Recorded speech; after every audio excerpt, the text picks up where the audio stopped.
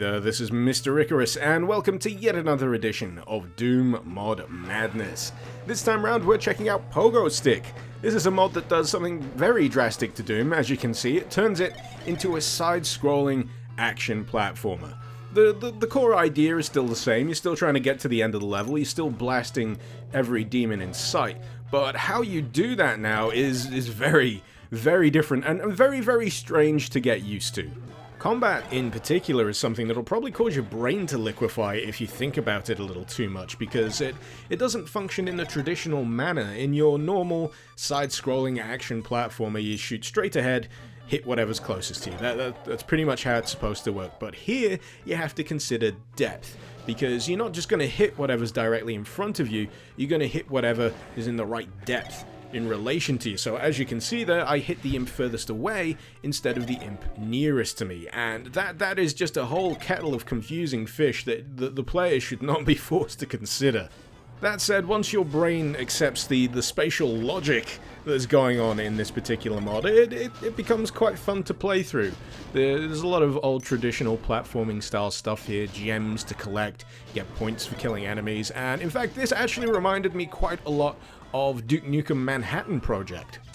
It probably won't surprise you to learn that this mod is still very much work in progress. A lot of polish work left to be done, a lot of gameplay mechanics left to be tightened up, but even then, in this current form, it is still a remarkably solid idea that is still very fun to play. There's just so many little creative flourishes here. The way the level pans around like that is just such a cool idea and adds so much to the feel of the mod itself.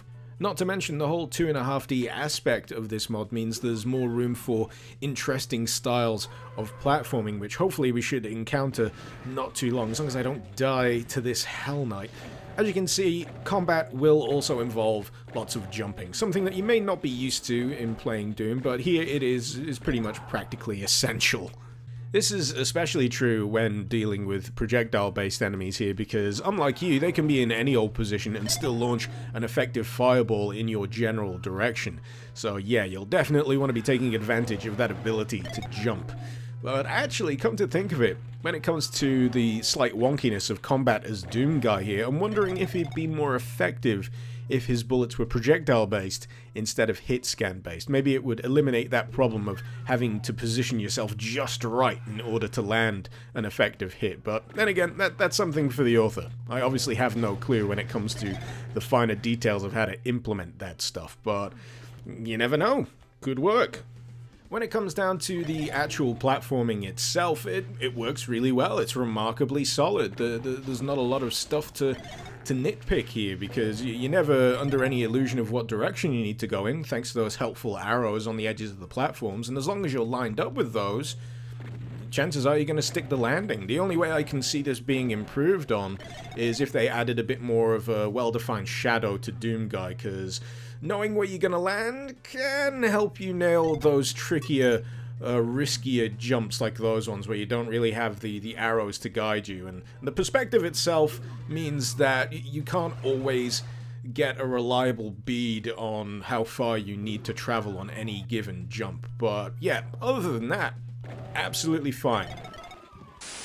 I think one of my most hands-down favorite aspects of this mod, though, is this level right here. This is a remake of Episode 1, Mission 1, done in the side-scrolling action platformer style, and it fits so well. They've done a great job of translating this. Naturally, it's not a one-for-one translation. You're going to have to take a few liberties when it comes to taking something recognizable like this level and putting it in a very unusual context, but it makes me very hungry to see the entirety of the Doom campaign done in this particular style. I think that would be absolutely awesome to see, and hopefully at some point the author gets back on it and greatly expands what's available here in Pogostick, because when you get down to it, even in this state, even in this very early stage, it's very fun, very cool, and very interesting to play through, and I'd just love to see what places they'd go with this if they spent a bit more time working on it. But yeah, that's Pogostick for you, a really cool work in progress that I discovered while poking around on the Realm 667 website, a place that I heavily advise you check out if you're looking for some high quality, well-made Doom mods. Definitely a good place to start, and if you're interested in playing Pogostick, the link, as usual, is in the description below. Hopefully you've enjoyed watching this video. Feel free to let me know what you thought in the comments below, and feel free to suggest any mods you'd like to see me cover in future episodes of Doom Mod Madness. This has been Mr. Icarus. Thank you very much for watching. Icarus out.